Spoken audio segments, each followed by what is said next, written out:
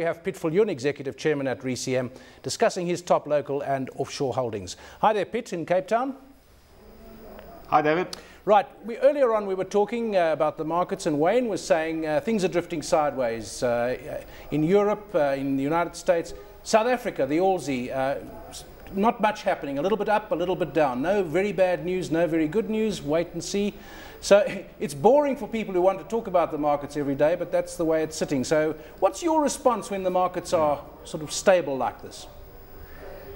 Well, we actually quite like boring markets. It gives us more time to do research and find new investment ideas. So, we don't mind that very much. We think returns are generated over the long term, and whatever happens in the short term really has very little bearing on how you're going to do in the long term. In the short term, markets can go up or down or whatever, but ultimately, your returns are determined by the price you're paying for relative to the value of the asset you're acquiring, and that determines your returns, not short-term gyrations in the market. You make the point in your statement of investment philosophy. You say losing money isn't the same as volatility. Losing money is when you lose money. That's right. We think that's in investing, the winner is not the person who makes the most when markets go up. It's the person who loses the least when markets go down. It's the old thing about if you start with 100 and you lose 50%, you've got to double your money just to break even again. Losing money works against you compounding at a decent rate over time. So we don't mind when markets are very bullish not participating to the full extent of that bull market. What we do mind is participating when markets decline. So everything we do in the funds we manage is aimed at limiting losses when markets decline, as they invariably do at some point, and then being ready to take advantage of the bargains once markets have declined. Wayne's got a question. Piet, when you look at the market now, I mean, the PE is very average, and the earnings aren't terribly exciting. But obviously then within the market, there's this massive valuation differential between mining shares and industrial shares, and specifically Anglo's or Billiton and SAB or ShopRite or Richmond. What are you doing about Tiger it? Brands, What's your view? That's right. We are graduating towards building up the cyclical or mining related position in our portfolios, and we already have reduced the industrial side of things in our portfolios. I mean, Tiger Brands at a P of 18 just strikes us as not being good value. I mean, over time, the returns you're going to generate from buying Tiger Brands at today's prices, those returns are not going to be very high. In the short term, it might continue going up, but over the long term, I don't think you're going to generate good returns. However, you can buy mining companies today at book value or less, and we think the odds of generating good returns from that sort of situation over the next 5 years or so is quite favorable. So, we are gravitating towards the cyclical resources side of things and away from the industrial side of things. In conjunction with that, we are gravitating away from Africa, and Africa in general and South Africa specifically. Again, Tiger Brands at a P of 18 versus Microsoft at a P of 10. It's clear to me which one I would pick. Well, Piet, that was my next question. Overseas shares look cheap relative to SA shares, but I mean, obviously the news overseas is worse than essentially the news here in South Africa. Do you think it's time to build up big global positions? I mean, I know you're running a domestic fund and a global fund, but where you've got the ability to invest in South Africa or overseas in the same fund, would you be taking a lot more exposure to global shares? So we do manage a fund which does exactly that. Okay. And that fund today is almost 60% invested offshore and 40% onshore. And the offshore exposure is predominantly equities, and the onshore exposure is predominantly in cash. So we are very definitely of the opinion that offshore equities are a much better value proposition than onshore equities. And more specifically, we think equities in developed markets are, in some instances, offering fantastic bargains. Places like Japan, Europe, and the United States, there are fantastic bargains there. I was just in the United States last week, and you can buy, just as an example of the sort of value on offer there, you can buy houses at 60% of replacement cost. And that's almost unheard of. It's the sort of situation that we had in South Africa 10 years ago when people were giving away houses to take their money offshore. Today, that's happening in the USA and Europe and Japan. So those are the sort of markets that we are very definitely attracted to. Piet, we've just been flashing your top 10 holdings in the flexible equity fund, the South African shares. You top with Sun International, way ahead of the others with 8.7%. Yeah, we think that's a very valuable franchise. There are very few companies that have strong moats or barriers to entry around them, especially in markets like South Africa. Sun International is one of those, and its moat stems from the fact that the government has only awarded so many licenses, 40 gambling licenses, and it dominates that market. So at some point in time, the consumer will feel confident enough to spend some excess money in casinos again, because people like doing that. That is human nature. And of course, the cake grows. Sun International is massively geared towards that. If the cake grows, so we think at current valuations, you're not paying very much for that earnings power. If the cake grows, of course, everyone grows because more people can't come in. You have Discovery in second place, 6.4% now. Discovery's been very innovative. It's grown substantially over the years. On the other hand, it's in a risky sector, a different kind of sector to Sun International, and a lot of regulatory issues and uncertainty about the future, although they are engaging with the authorities. That's right.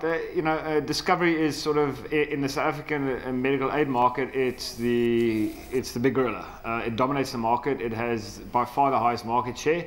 And I think any change in that market will have Discovery as part of it, somewhere along the line, because they have the systems and the capability to offer what the government needs. So they will be part of the solution. It might put their profitability in that part of the business under pressure longer term, but they are busy developing good businesses in other sectors, not only locally but offshore as well.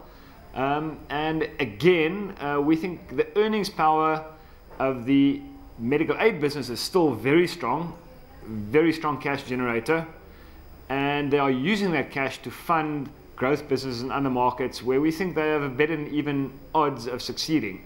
And again, one is not paying for that earnings power. Yeah. Now, Piet, when you look we think that's a good bargain.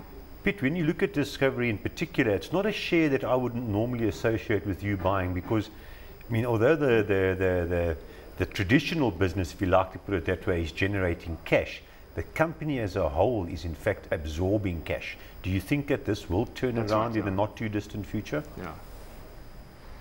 We think the types of business they're investing in are long-term cash generating businesses. They're all businesses we like and we understand. So to the extent you give them better than even odds of succeeding in those businesses, we think the cash generation in the future will exceed their current cash generating ability. So, and that's where the value lies for us. I'm looking at your global feeder fund, Piet, and you're talking about a health company, Discovery in South Africa, and pharmaceuticals. You say pharmaceuticals and food company are defensive stocks, classically, but everyone's realized this to such an extent that they actually are now becoming expensive in a paradoxical sort of way. Yeah, that's right. That's actually quite an interesting observation you make there. I think what happened 5 years ago in 2006, 2007, cyclical businesses, mining, commodity-related businesses got massively expensive and led the downswing. People got burnt in those stocks. They got badly burnt in those stocks. So human nature says, that is not going to happen to me again. I am not buying those cyclical companies again. I'm going to buy what did well in 2007, 2008. I'm going to buy defensive stocks. So Tiger Brands, which in 2007, 2008 was trading at a PE ratio of 10 times and didn't decline very much in the sell-off, today is trading at a PE ratio of 18 times, reflecting investor demand for the share. Same business. The business has not changed. In fact, it's probably taking on a bit more risk by going into Africa and paying quite a lot of money to access those markets. So it's probably a slightly riskier business, and it's trading at almost twice the multiple. We think those odds don't make sense, and it's a reflection of exactly what you say, that people say we're not going to get burnt by the same thing that burnt us 5 years ago. We're going to get burnt by something different this time. Which means there's going to be more value in the kinds of things that burnt them 5 years ago. Yeah, look, I mean, fewer people are wanting them. You look at BAT, you look at SAB, you look at Tiger Brands. You look at the retailers, these are classic defensive shares, but these are expensive, big PEs now. But the problem is, and it's only human psychology because it's not logical, the problem is these are the shares that are going up.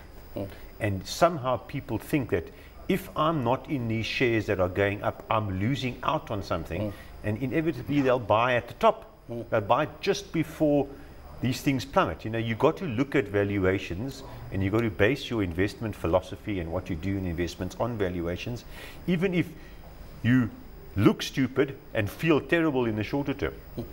You've also, we put up on the screen there your foreign, the global feeder fund, and I see Berkshire Hathaway, Warren Buffett's company, in number fourth position there with 4.7% is your emphasis.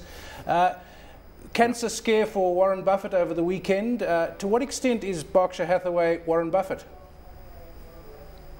I think it's a bit more than that these days, although, you know, a person like Warren Buffett is irreplaceable. There are not a lot of people like him around. But the one thing we do know, and it will not come as a surprise, all of us are going to die one day. That is not a surprise. Warren Buffett is also going to die. What's happened to the share price of Berkshire Hathaway is the short-term psychology. What happens when Warren Buffett's not there anymore? Well, what happens is those businesses which they've acquired over the years continue to operate and to continue to generate cash. And they might not have as good a capital allocator that can take that free cash and allocate it into new business. The next person might not be as good as Warren Buffett, but you're not paying for that at the moment. Today, Berkshire Hathaway is trading not far above what the book value of all its interest is if you look through. Historically, it's traded 2 to 3, even 4 times that sort of valuation. So we think you're not paying for the skill that's there, and that might be reduced, but you're not paying for it. So, you know, we think it's very cheap. Yeah. What you say about your investment philosophy sounds quite close to Warren Buffett. I mean, you always say about him, they ask him how he does it, and he tells people, but they won't listen. You appear to be listening quite hard to him. Long-term value. Yes, you know, long-term value, at the end of the day, your returns are, as I said, your returns are generated by the price to value relationship. The price you pay versus the value you get. It's as simple as that. The problem is, as Wayne pointed out a few minutes ago, is human psychology gets in the way of that. You want to own the feel-good stuff. The stuff that makes you feel good in the short term, the stuff you can talk about Saturday night, the braai, the stuff that's going up today. But those are the things that hurt you in the longer term. And try as you might, human beings in the aggregate cannot get away from that. That's why there's a market, and that's why we can just sit back and pick off the ones that we see are cheap, and in the long term get the benefit from that.